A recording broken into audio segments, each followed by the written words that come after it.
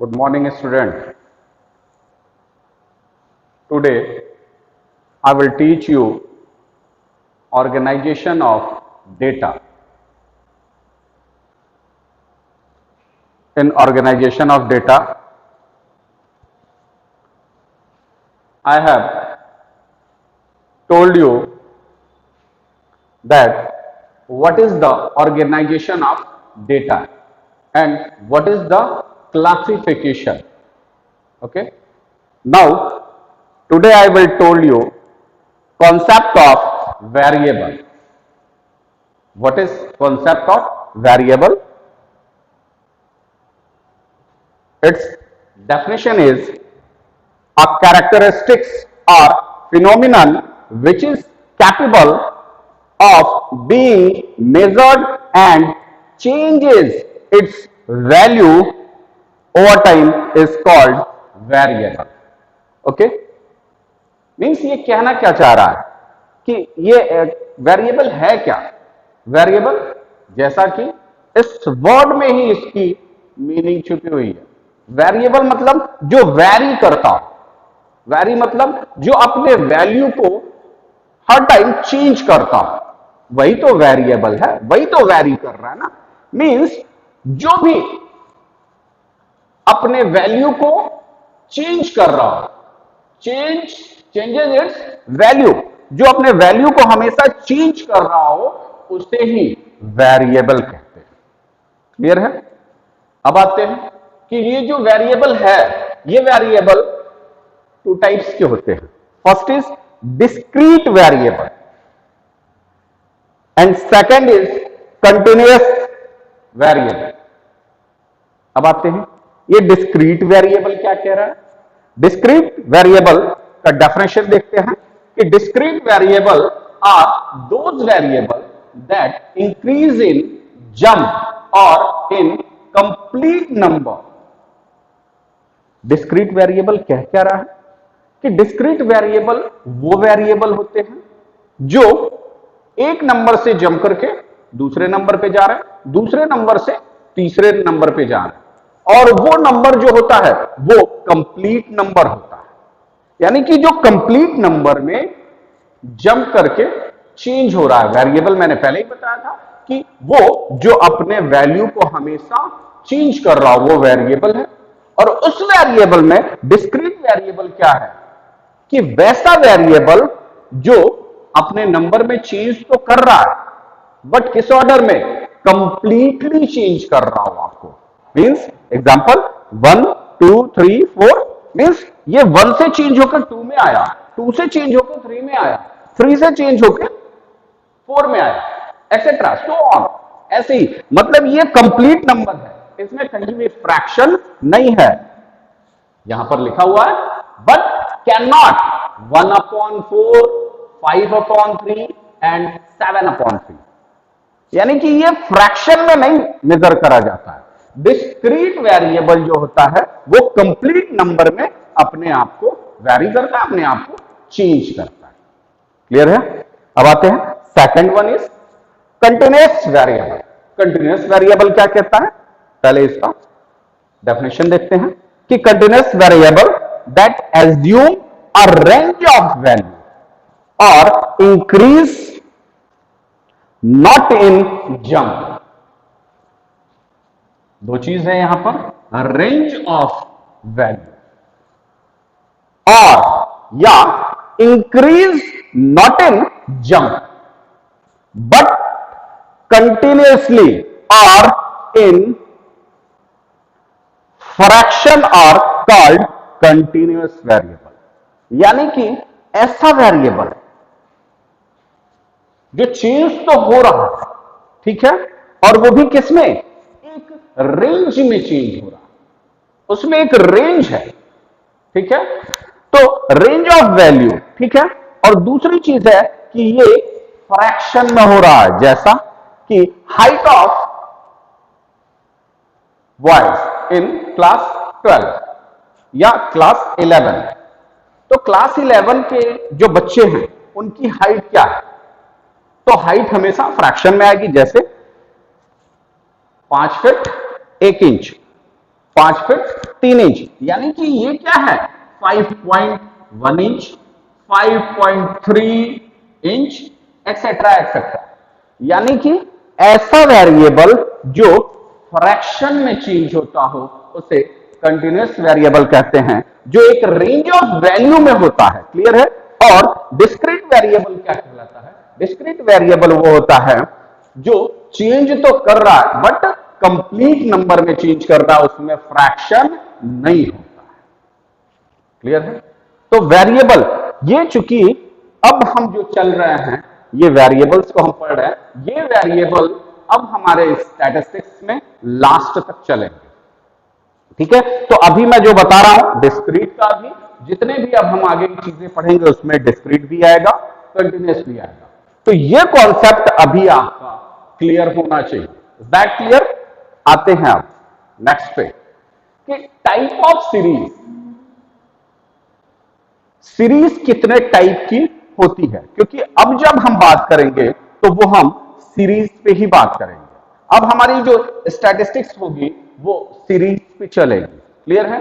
तो यहीं पर देख लेते हैं ये सीरीज का हम बात क्यों कर रहे हैं यहां पे, या वेरिएबल की बात क्यों कर रहे हैं यहां पे।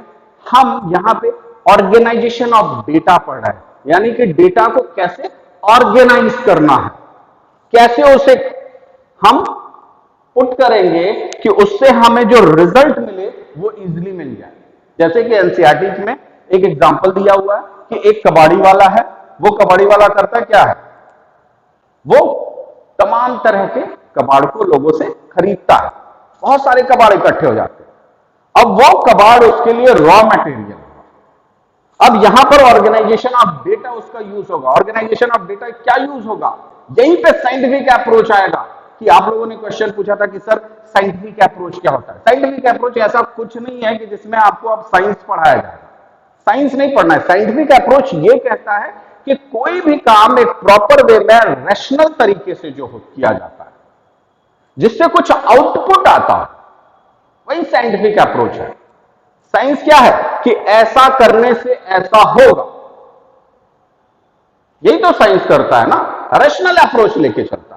तो यहां पर भी वही साइंटिफिक अप्रोच लेके चलना है कि वो आप साइंटिफिक अप्रोच लेगा। साइंटिफिक अप्रोच क्या लेगा कि कबाड़ वाला ऐसे सामानों को अलग करेगा जो बहुत महंगा बिकता हो, ऐसे सामानों को अलग करेगा जो प्लास्टिक का होगा, ऐसे सामानों को अलग करेगा जो शीशे का होगा, ऐसे सामानों को अलग करेगा जो लोहे का होगा। तो वो सारे जो रॉ मटेरियल खरीदा था एक साथ, अब वो उसको अलग अलग करेगा। जब अलग अलग कर लेगा तो उसके लिए उसका यूज आसान हो जाएगा, वो इजी टू यूज कर लेगा कि ये अच्छा ये एल्यूमिनियम है, ये महंगा बिकता है, ये तांबा है, ये महंगा बिकता है, इसको साइड में करते हैं।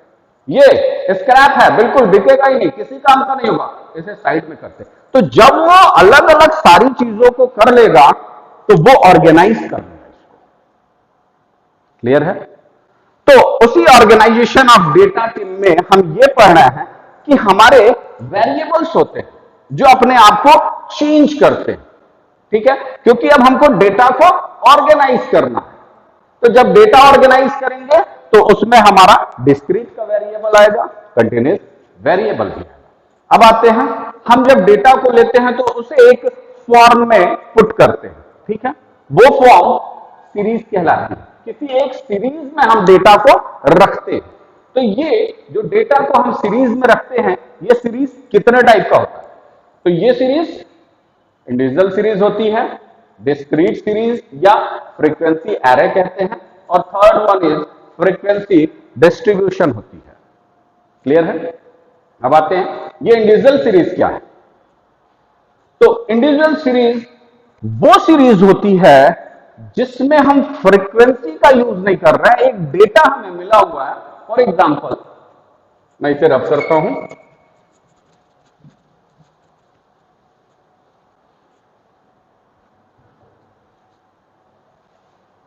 कि इंडिविजुअल सीरीज, जैसे हमारे पास ये डेटा है 2 4 9 17 3 7 40 13, ये एक हमारे पास नंबर्स का डेटा है। अब इस डेटा को बस इतना ही है मेरे पास। इस डेटा को हम असेंडिंग या डिसेंडिंग ऑर्डर में अगर रखते हैं, जैसे असेंडिंग ऑर्डर रखते हैं तो 2 हो जाएगा, 4 हो जाएगा, सॉरी 2 हो जाएगा, यहां पे 3 है, ये 3 हो गई, फिर यहां पे 4 आ गया, फिर 7 आ गया, फिर 9 आ गया, फिर 13 आ गया, फिर 17 और 14। जब हम डेटा को, ये रॉ डेटा है हमारा, जब हम इसको असेंडिंग या डिसेंडिंग ऑर्डर में ऐसे ही रख देते हैं तो यहां पर अब हमको पता चल गया ना कि ये एक हमारे पास डेटा है जिसमें 2 से शुरू होता है, 40 तक जाता है, 2 है, फिर 3 है, 4 है, 7 है, 9 है, 13 है, 17 है, 14 है। तो अब आपसे अगर पूछा जाए कि 9 तक कितने नंबर हैं, तो 9 तक कितने नंबर हैं, 9 तक की बात करिए, 1 2 3 4 एंड 5, 9 तक 5 नंबर हैं हमारे पास। तो जब सिर्फ ऐसे एक सिंपली रॉ डेटा दिया हो और इसको हम असेंडिंग या डिसेंडिंग ऑर्डर में रखते हैं तो इसे हम इंडिविजुअल सीरीज कहते हैं। क्लियर है? ये हमारा इंडिविजुअल सीरीज का एग्जाम्पल है। अब आते हैं डिस्क्रीट सीरीज या फ्रीक्वेंसी एरे। ये डिस्क्रीट या फ्रीक्वेंसी एरे क्या कहता है? इंडिविजुअल सीरीज में असेंडिंग या डिसेंडिंग ऑर्डर में लगाया। अब जब हम डिस्क्रीट या फ्रीक्वेंसी एरे की बात करेंगे तो इसमें भी हमारे पास एक रॉ डेटा होगा, 2 3 2 4 2 3 7 7 5। अब ये एक रॉ डेटा हमको मिल गया। इस रॉ डेटा को हमको ऑर्गेनाइज करना है। तो इसको ऑर्गेनाइज करने के लिए जब हम डिस्क्रीट सीरीज बनाएंगे तो डिस्क्रीट सीरीज में हमें फ्रीक्वेंसी मिल जाती है। फ्रीक्वेंसी किसे कहते हैं भाई? फ्रीक्वेंसी का मतलब ऐसी चीज जो बार बार फ्रीक्वेंटली आ रही है, जिसमें रिपीटेशन हो रहा है। तो जितनी बार जो चीज रिपीट होगी वही वो फ्रीक्वेंसी कहलाएगी। तो यहां पर अब हम देखते हैं कि ये एक रॉ डेटा हमको मिला हुआ, ठीक है, और इसमें 2 1 2 3 2 3 टाइम्स आया हुआ, ठीक है। तो यानी कि 2 की फ्रीक्वेंसी यहां पर अगर हम लिख देते हैं, ये x है, x वेरिएबल के लिए हम x साइन का यूज करते हैं। मींस ये x हमेशा अपने आप को चेंज करता रहेगा, कभी ये 2 होगा तो कभी 3 होगा तो कभी 4 में होगा। और इसके साथ शर्त क्या है कि वो कंप्लीट नंबर है। क्लियर है?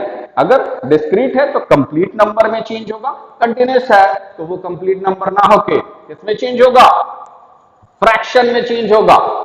Is that clear? तो अब आते हैं कि ये हमारा वेरिएबल 2 है और 2 की फ्रीक्वेंसी 1 टाइम 1 2 3 टाइम्स हुई है। क्लियर है? तो यहां पर इसकी फ्रीक्वेंसी यहां पर 3 टाइम लिख दिया। अब यहां पे ये डेटा जो हमने ऑर्गेनाइज किया, चलिए अभी आगे बताते हैं। अब आते हैं सेकंड वेरिएबल हमारा क्या है? 3 है। हमने यहां पर 3 लिखा। 3 इस रॉ डेटा में कितनी बार आया है? तो एक बार, 2 बार। चलो इसे भी ले लेते हैं, यहां भी हमने 3 मेंशन कर दिया। तो अब आते एक बार, 2 बार और 3 बार। 3 3 बार आया, एक बार आया, और फिर कितना है? 7 7 2, ठीक है। तो डिस्क्रीट सीरीज या डिस्क्रीट सीरीज या फ्रीक्वेंसी एरे, ये क्या है?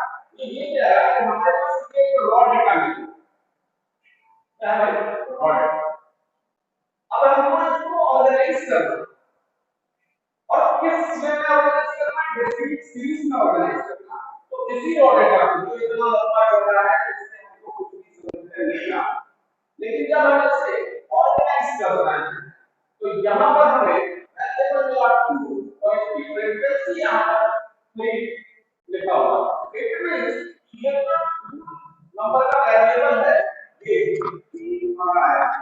तो इसको हमने इस तरीके से संभाल किया, इस तरीके से किया तो उससे हमें कोई भी रिजल्ट निकालने में आसानी होगी। वैसे ही ये जो वेरिएबल है कितनी बार आया, टाइम्स आया, फ्रीक्वेंसी फ्री हो जाए। वैसे ही फोर कितनी बार आया, एक ही बार, फ्रीक्वेंसी एक हो जाए। सेवन कितनी बार आया, तो यहाँ पर हम देख सकते हैं बार आया, इसलिए इसकी फ्रीक्वेंसी दो हो गया। अब ये डेटा क्या है हमारा, ऑर्गेनाइज फॉर्म हो गया। इसमें अगर हमसे पूछा जाता तो हम बार बार काउंट करते हैं कि हाँ 2 कितनी बार आया है, और जब बार बार काउंट करेंगे तो एक ऐसी मोनोटोनस की स्थिति आ जाती है जिसमें हम क्या करते हैं कि एरर्स होने लगते हैं, हम बहुत जल्दी जल्दी काउंट करते हैं तो उसमें एक आध छूट जाता है। क्लियर है? और ये डेटा मिल गया तो हमसे पूछा जाएगा कि 2 कितनी बार आया, या हमने देखा ये एक्स वेरिएबल है, इसमें 2 पूछ रहा है, 3 टाइम्स आया है, 3 टाइम्स आया हुआ, 4 1 टाइम्स आया है, 7 2 टाइम्स आया। यानी कि ऐसा वेरिएबल जिसमें फ्रीक्वेंसी ऐड हो उसे डिस्क्रीट सीरीज या फ्रीक्वेंसी एरे कहते हैं। क्लियर है? And third one is frequency distribution. Frequency distribution क्या है? अब फ्रीक्वेंसी का डिस्ट्रीब्यूशन कर रहा है कि ये जो फ्रीक्वेंसी है वो कितने डिस्ट्रीब्यूट में है, तो ये है सीरीज विथ क्लास इंटरवल, यानी कि ऐसी सीरीज जिसमें क्लास इंटरवल हो। यानी कि ये जो हमारा वेरिएबल है, ठीक है, इसी को हम ले लेते हैं, यहां पे हमने चेंज कर दिया। अब आते हैं यहां पे हमने रखा 1 से 3, ये क्लास इंटरवल होगा, 4 से 7। अब सॉरी 2 3 2, अब ये हमारा रॉ डेटा है और इस रॉ डेटा को हमको फ्रीक्वेंसी डिस्ट्रीब्यूशन करना है। ठीक है, अभी इसमें और आएगा कि फ्रीक्वेंसी डिस्ट्रीब्यूशन क्या है, ये आगे हम और एलाबोरेट करेंगे। ये सीरीज क्या होता है, सीरीज में भी कंटिन्यूअस सीरीज होती है, वो सारी चीजें हम आगे बताएंगे। अभी यहां पे समझ लीजिए कि फ्रीक्वेंसी डिस्ट्रीब्यूशन जो होता है वो क्लास इंटरवल होता है। इसमें क्या होता है, यहां पे लिखा हुआ है क्लास इंटरवल। क्लियर? तो ऐसी सीरीज जिसमें क्लास इंटरवल होता हो, तो यहां पे 1 से 3 ये वेरिएबल है हमारा, यानी कि 1 से 3 के बीच में कितने नंबर्स आते हैं, तो यहां पर 1 से 3 के बीच में 2 भी आएगा, 3 भी आएगा, फिर 2 आएगा, फिर 2 फिर 3। तो यहां पर ऐसे जब इस क्लास की बात करेंगे तो ये 1 2 3 4 5 एंड 6, 1 से 3 के बीच के जो वेरिएबल्स हैं उनकी फ्रीक्वेंसी 6 हो जाएगी। वैसे ही 4 से 7 के बीच के वेरिएबल्स कितने हैं भाई, उसकी फ्रीक्वेंसी कितनी है, तो 4 से 7 में हम देखते हैं 1 2 3, यानी कि यहां पर 3 है तो इसकी फ्रीक्वेंसी 3 हो जाएगी। यानी कि इस क्लास इंटरवल में, यानी कि 4 से लेके 7 तक के जो नंबर्स हैं उनकी फ्रीक्वेंसी कितनी बार आई है, 3 टाइम्स आई है। 1 से लेके 3 तक का जो वेरिएबल है उसकी फ्रीक्वेंसी कितनी है, तो 6। तो ये हमारा एक ऑर्गेनाइज हो गया डेटा। अब यहां से हम कोई भी चीज निकाल सकते हैं। क्लियर है? तो आज हमने पढ़ा कि ये जो हमारे वेरिएबल होते हैं वो क्या होते हैं, कितने टाइप के वेरिएबल होते हैं, और हमारी सीरीज कितने टाइप की होती है। क्यों? क्योंकि अब ये ही हमारा बेस है, इसी पे आगे का जो स्टैट न्यूमेरिकल पोर्शन आता है। अभी तक तो हम लोग थ्योरेटिकल पोर्शन में चल रहे थे, ऑर्गेनाइजेशन ऑफ डेटा तक। अब ऑर्गेनाइजेशन ऑफ डेटा का जो सेकंड पार्ट आ रहा है वही हमारे पूरे थ्योरेटिकल पोर्शन का बेस होगा। और ये कॉन्सेप्ट अगर हमारा अभी क्लियर नहीं होगा तो आगे का जो भी न्यूमेरिकल पार्ट होएगा उसे हम नहीं समझ पाएंगे। क्लियर है? तो इसे आप अपने बुक के साथ गो थ्रू कीजिएगा, उसमें अगर कोई भी दिक्कत आती है तो आप मुझसे पूछ सकते हैं, लेकिन पहले इसको देखना है आपको, फिर एक बार अपनी बुक से रीडिंग करना है। आप लोग क्या करते हो, देखते हो और आधा वीडियो देखे और उसके बाद क्वेश्चन पूछ लिया कि सर क्या होगा। आप एक बार अपने एनसीईआरटी के बुक से इसे देखो, हमने आपको बताया, फिर आप बुक से रीडिंग करो, और उसके बाद अगर नहीं समझ में आता है तो बिल्कुल बेहिचक आप क्वेश्चन पूछो। फिर मैं बताऊंगा क्या है कि आप मेहनत करना नहीं चाहते, अगर एक बार मेहनत अपने से खुद से कर लिए, वीडियो से समझे, फिर बुक से समझे, तो यहां पर आप 2 बार उस चीज को समझने की कोशिश करनी, और किसी भी चीज को अगर बार बार समझने की कोशिश किया जाता है तो फिर वो आपके लिए अपना हो जाता है। क्लियर है? तो यही है, आप इसे बुक से समझेंगे, और फिर भी ना समझ में आए तो बेहिचक आप पूछिए, मैं आपको बताने के लिए ही हूं। हाँ, मेरे कहने का ये कतई मतलब नहीं है कि आप हमसे क्वेश्चन ना पूछें। मेरे कहने का मतलब सिर्फ इतना ही है कि वीडियो देखिए, बुक से एक बार कंसल्ट कीजिए, और फिर आपको चीजें समझ में भी आने लगेंगी और चीजें मेमोराइज भी हो जाएंगी। Is that clear? Okay, have a nice day student, thank you.